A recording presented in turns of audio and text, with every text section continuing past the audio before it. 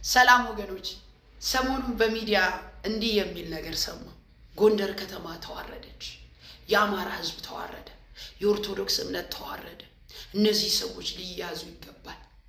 እነዚህ ሰዎች መንግስት ሊከለክላቸው ይገባል፣ ሊታሰሩ ይገባል የሚል የተለያየ አይነት ፉከራ ሲፎከር ሰምቼ ነው። በእውነት በጥሞና ስሙኝ። አንድ ጥያቄ ልጠይቃችሁ። በጎንደር ከተማ ምንድን ነው የሆነው? ጎንደር ከተማ ላይ ወንጌል የተሰበከው በወንድማችን በነቢይ ዘኪ የምስራቹ ቃል ወንጌል ተሰበከ። ይሄ ሲሆን በጎንደር ከተማ ያሉ በአካባቢው ያሉ ደዎች ችግረኛ ወገኖች መጡ፣ ስለ ጌታ ኢየሱስ ማዳን ሰሙ፣ የምስራች ቃል ተሰበኩ። ሰዎች ከበሽታ ተፈወሱ፣ ከአጋንንት ስራት ነፃ ወጡ። የእግዚአብሔር ኃይል ተገልጦ ይህንን አደረገ። ወንጌል በሮሜ ምዕራፍ 1 ቁጥር 16 ላይ ሐዋርያው ጳውሎስ ሲናገር እኔ በወንጌል አላፍርም። ለምን? ይህ አፈ ታሪክ አይደለም፣ ተረት ተረት አይደለም፣ የእግዚአብሔር ኃይል ነው። ኃጢአተኛውን ሁሉ የሚያድን ሰውን ሁሉ የሚያድን የእግዚአብሔር ኃይል ነው። ስለዚህ በወንድማችን በነቢይ ዘኪ በጎንደር ከተማ የተሰበከው የእግዚአብሔር ኃይል ነው፣ ወንጌል ነው፣ የተገለጠው የእግዚአብሔር ኃይል ነው። የእግዚአብሔርን ኃይል አጋንንት መቋቋም በሽታ መቋቋም ስለማይችል ሰዎች ከአጋንንት ስራት ነፃ ወጡ። አጋንንት ተዋረደ፣ ከበሽታ ነፃ ወጡ፣ ሰዎች ዳኑ፣ ሰማይ ደስ አለው፣ ሰዎች ተባረኩ። ይህ የእግዚአብሔር ፍቃድ ነው።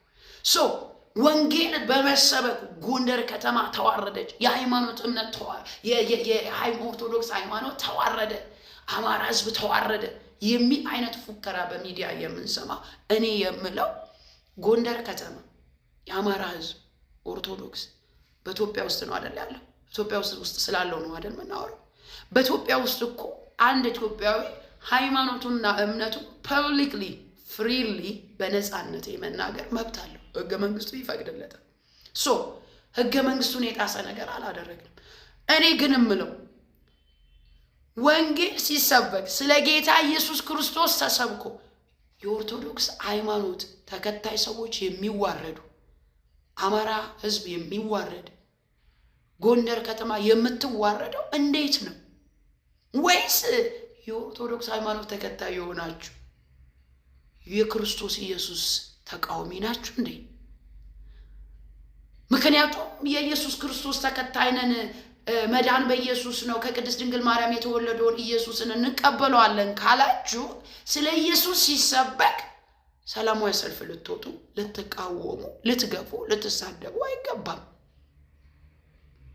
ወይስ በመጨረሻው ዘመን ይመጣል የተባለው በሃይማኖት ውስጥ ተደብቆ የሚሰራ የክርስቶስ ተቃዋሚ አንቲክራይስት መጥቷል እንዴ? እናንተ ውስጥ ገብቷል እንዴ? ታዲያ ምን እንበል? ስለ ኢየሱስ ክርስቶስ ሰብከን ከተቃወማችሁ፣ ተዋረድን፣ ሀገራችንን አዋረዳችሁ ካላችሁን ምን እንበል? እስቲ መልስ ስጡ። ስለ ኢየሱስ ነው የተሰበከው። ስለ ኢየሱስ ተሰብኮ ምድራችሁ ከተዋረደች፣ ህዝባችሁ ከተደፈረ ስለማን ይሰበክ?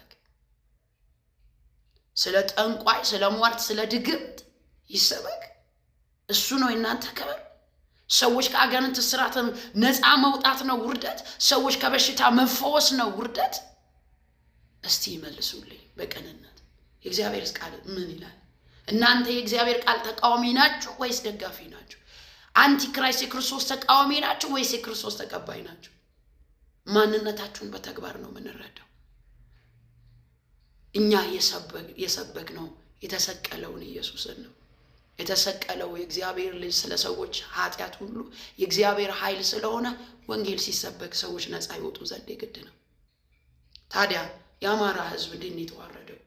ጎንደር ከተማ እንዴት ነው የተዋረደችው? ኦርቶዶክስ እምነት እንዴት ነው የተዋረደው? ስለ ኢየሱስ በመሰበክ እንዴት ነው ሊዋረድ የሚችለው? መልስ ስጡኝ እናንተ።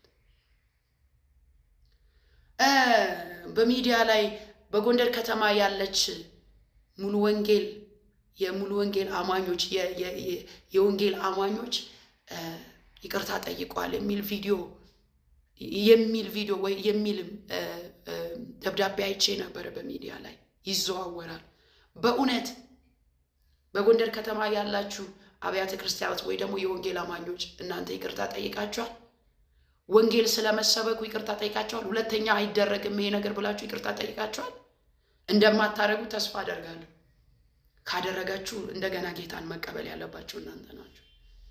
ንጹህ ወንጌል ተሰብኮ እንዴት ነው ይቅርታ ምን ጠይቀው? እኛስ ይሄንን ስም ይሄንን ወንጌል ይሄንን ቃል ከመናገር ወደ ኋላ አንልልም እኮ ነው የተባለው በሐዋርያት። እነ ጴጥሮስ ወደ እስር ቤት ሲጣሉ እኛስ የናንተን ሕግ የናንተን ሥርዓት የናንተን ባህል እንከተል ወይስ የእግዚአብሔርን ድምጽ የእግዚአብሔርን ፍቃድ ወንጌልን እንስበክ? ሰውን መፍራት ነው የሚሻለው እግዚአብሔርን መፍራት? ወንጌል አያሳፍርም።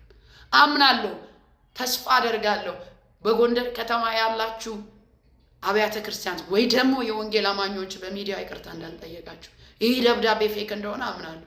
ምክንያቱም ከናንተ የተቀበልነው የሰማነው ወንጌል ከአባቶቻችን የተቀበልነው የሚያሳፍር አይደለም። ለዛም ነው እኔ በዚህ አጭር ዕድሜ ባለች በገጠር በከተማ ከሀገር ውስጥ ሀገር ውጪ በበረዶና በነፋስ በፀሐይ እየተዘዋወርኩኝ የምሰብከው ወንጌል የሚያሳፍር አይደለም።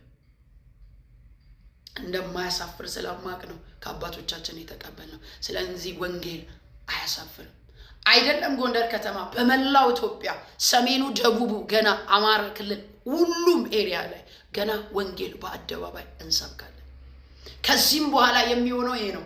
ያዕቆብ ልጆቹን ሰብስቦ እንደዚህ አላቸው ይላል። ኑ ወደፊት ሊሆን ያለው ልንገራችሁ።